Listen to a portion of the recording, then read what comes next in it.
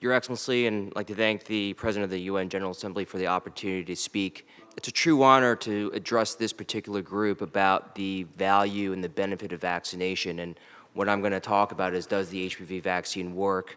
And more specifically, how one country did it and how they did it well. So in order to make certain parallels to HPV, I think that we need to talk about one of the greatest diseases mankind has ever seen, which would be smallpox. Smallpox has essentially crippled, disfigured, or killed a quarter of all humanity, and in the 20th century alone was responsible for over 200 million deaths in the world.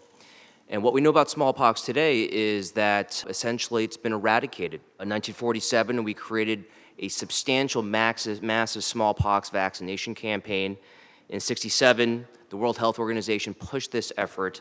In 1972, we actually stopped vaccinating against smallpox in this country, and I suspect a fair number of you have not even been vaccinated against smallpox.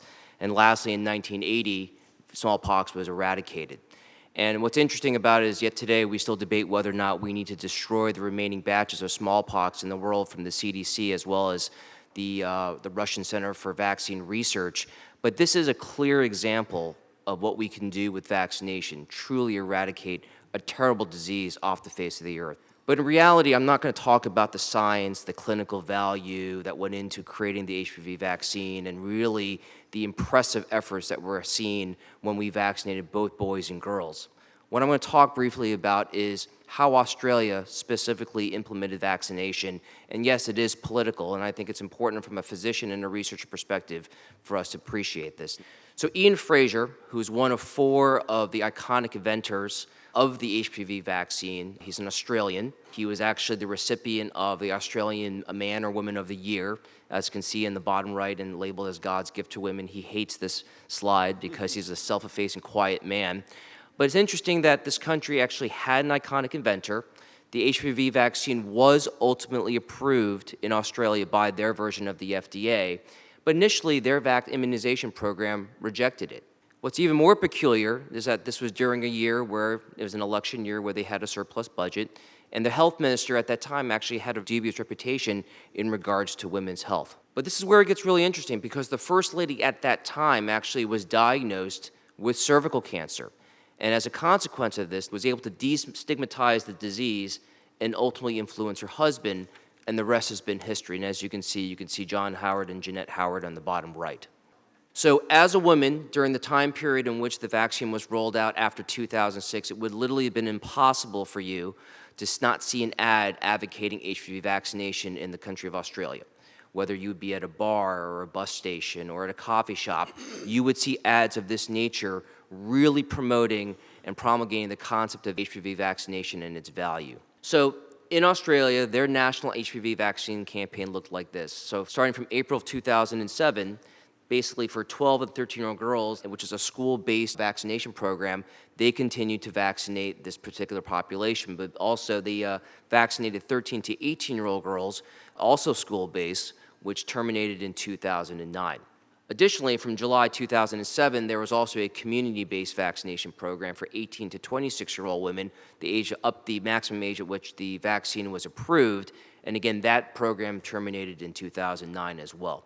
So a couple things I want to point out here, one of which is the one thing that's most impressive about Australia, and because of this massive vaccination campaign and really the rally around vaccinating girls and women, is that they have one of the single highest vaccination rates in the world, period. That vaccination rate is as high as 80%, and as you can see in the bars for the far left for women or for girls that are 12 to 13 years of age, the 3-dose vaccination completion percentage is about 75%. So again, to put this into perspective, since we're in New York at the UN Assembly building, that the vaccination rate in this country for a 3-dose series is about 35%.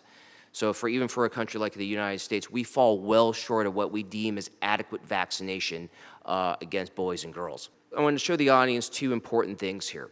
When you look at socioeconomic status, particularly in Victoria, the area of Victoria in Australia, clearly what we know, and we see this in the United States and other parts of the world, is that if you're socioeconomically disadvantaged, you are less likely to be screened.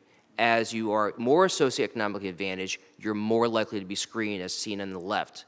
On the right, what's important here, because of their vaccine strategy, there were no boundaries in terms of their socioeconomic status. Whether you received 1 dose or 3 doses, the rates of vaccination were straight across the board. And I think this is an important message. It's an important message that vaccination, in order for it to work well, cannot have financial boundaries, period. So when we look at impact against HPV vaccines, there are 3 main targets that we look at. One is a short-term target. One target is called basically genital warts, or what we call in the medical field condyloma. This is an HPV-related disease. This happens very quickly. It goes away very quickly, but we see it as a short-term target. The mid-target, which takes months, years, and decades to really realize, is precancerous changes of the cervix. These are findings that we see in the cervix, if left untreated over time, could easily evolve into cervical cancer. And then really the holy grail, or the late outcome target, is cancer. Unfortunately, this takes decades for us to figure out, and it'll be at least about a generation before we fully realize the impact of the vaccine in terms of cancer rates.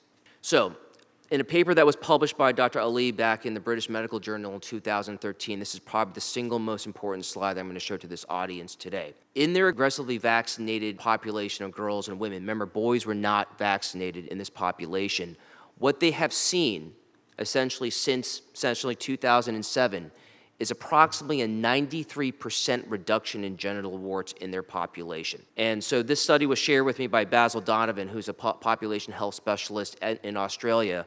And when I talked to him about this last year and updated figures, that rate is as high as 98 to 99%. So in a very short period of time, we've already seen not just a little reduction, but a massive reduction in the rate of an HPV-related disease.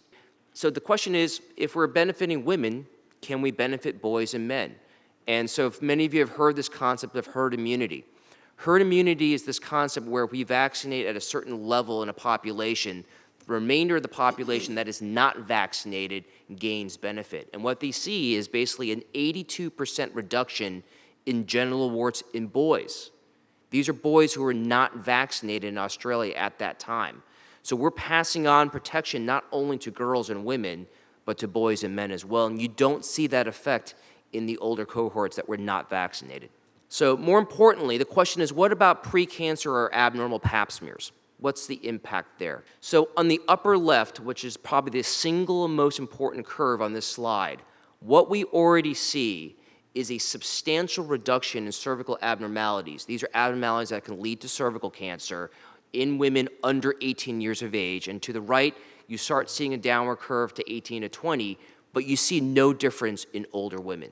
And this is a really important trend to recognize, because what we suspect over the next 10 years is that this curve will basically approach to 0. We're going to see a substantial reduction. And lastly, what we see is on the far left is substantial reduction in basically high-grade abnormalities as well in that population. We know the vaccine works. So to make the parallel to smallpox, this is what smallpox looked like in 1945. We began our campaign against smallpox in 1947. The World Health Organization began its campaign in the 60s. That's what it looks like after the vaccination campaign. These are grassroots efforts that make a substantial contribution to eradicating what is considered to be one of the worst infectious diseases that mankind has ever seen. So officially, smallpox was declared dead in the world. Many of you don't get vaccinated anymore against it. Why? Because we don't see it anymore. So the question I have to this audience is, why cannot we do the same for cervical cancer? It's not an issue of science. It's not an issue of clinical value. It's an issue of willpower and doing the right thing for women. The vaccine clearly works. We have population data to justify that. So again, it's an exciting time. And what we need to do is we need to figure out ways how to vaccinate boys and girls in the world to really eradicate a disease that could be officially eradicated with the vaccine. Thank you very much.